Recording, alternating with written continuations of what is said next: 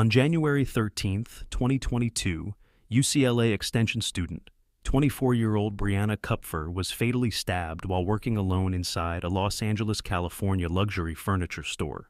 She was attacked inside Croft House in Hancock Park just before 2 p.m. on that day.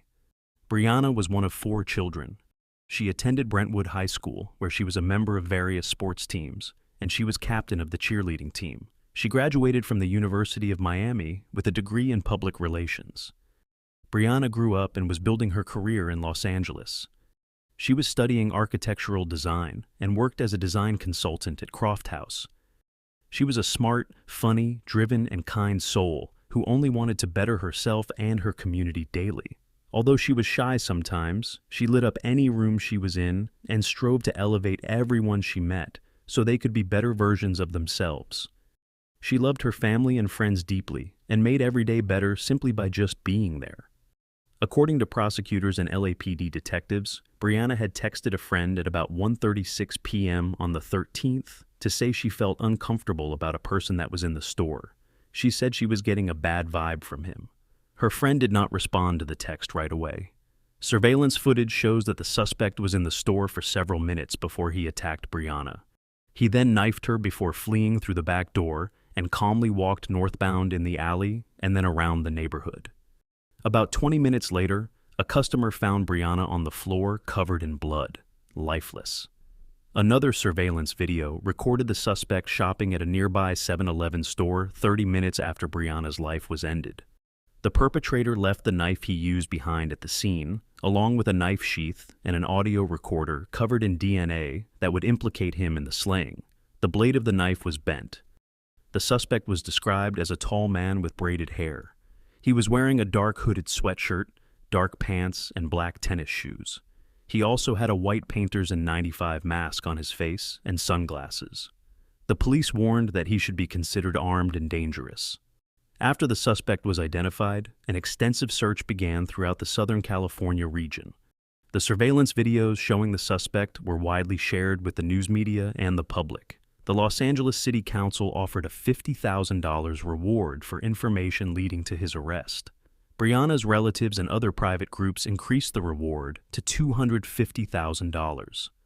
Signs were made with the suspect's photo so that anyone who saw him could call 911.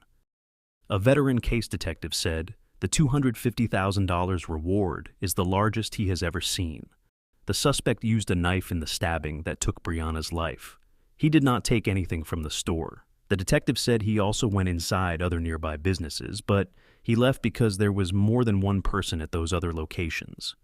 Lieutenant John Radke of the LAPD said, "Someone out there knows this man, and someone knows what he did." The detectives have since determined the attack was random and believe the suspect to be a homeless man. The autopsy results showed that Brianna has suffered 46 sharp force injuries. 26 were stab wounds, and the other 20 were incised wounds. She suffered 11 stabs to the chest, 2 in her abdomen, 1 to her pelvis, 2 on her right arm, 5 on her left arm, 2 on her right leg, and 3 on her left leg. All the stab wounds were said to be about 5 inches deep.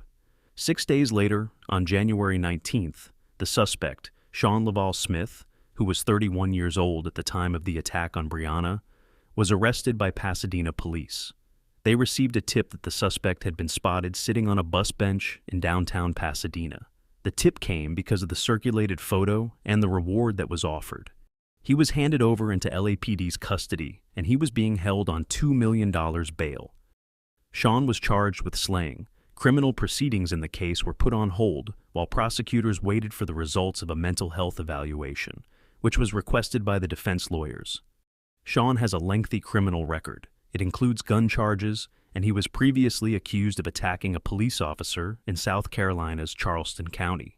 In April 2010, Sean was arrested and charged with breach of trust in Charleston, South Carolina.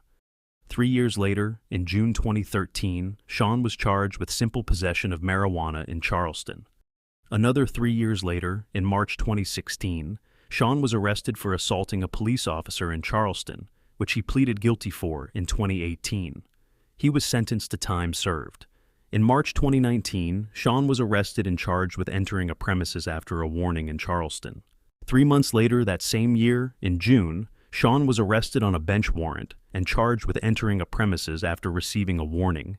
Also in 2019 in November, Sean was charged with discharge of a flare gun into a moving vehicle with a child inside. In October 2020, Sean was arrested with a misdemeanor charge in Covina, California. In January 2021, Sean allegedly vandalized a car in Daly City, California.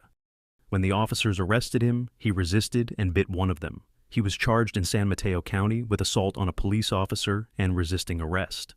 He subsequently pleaded no contest to one felony charge of resisting arrest. In addition to an 8-month jail sentence, Sean was ordered to serve 2 years of probation. He only served 133 days in jail and was released but failed twice to report to his probation officer, and his probation was revoked. A bench warrant was issued for his arrest, but he vanished. At the time of the attack on Brianna, Sean was out on bond pending a trial in South Carolina for the November 2019 case.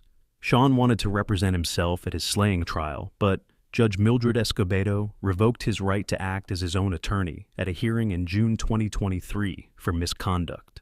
Sean was represented by defense attorney Robert Haberer. The trial started on August 29, 2024, in the Los Angeles County Superior Court. Los Angeles County Deputy Attorney Habib Balian was in charge of the case. Deputy Attorney Balian said in opening statements that Sean posed as a client to gain Brianna's trust and then stabbed her. The prosecutor presented the audio of Sean saying he hated women. Sean's attorney opted not to make an opening statement. On September 10, 2024, the jury found Sean guilty of both charges in relation to the slaying of Brianna. Sean, who was ordered to wear a spit mask due to past outbursts in court, sat quietly through the prosecution's presentation. At times, he stared at the family, wrote notes on a pad, and showed little reaction to disturbing crime scene photos or the sound of a voice coming out of the recorder saying, "It's over," repeatedly, on which Brianna is heard whimpering, "I wanted to help you." The key to the conviction was the audio recording on the device they found at the crime scene that belonged to Sean. It has provided horrific evidence of the attack. On the recording, a man can be heard telling a woman that he is not going to hurt her and ordering her to just get down on the floor. The woman screams, and the man says, "It's over, it's over, it's over, it's over." The jurors agreed with Balian's argument that there was overwhelming evidence that the slaying was premeditated and convicted Sean on the most serious charge of first-degree slaying and the special circumstance allegation, as well as the knife allegation. LA County District Attorney George Gaskin said in a statement after the verdict, "Brianna Kupfer was a promising young woman whose life was tragically taken far too soon. I thank the jury for their thoughtful deliberation and dedication in finding the defendant guilty." The sanity phase of the trial is set to begin October 2, 2024. Sean could receive a sentence of life without the possibility of parole if the judge determines he was sane at the time of the crime. Sean, who pleaded not guilty by reason of insanity, has waived a jury trial for this phase.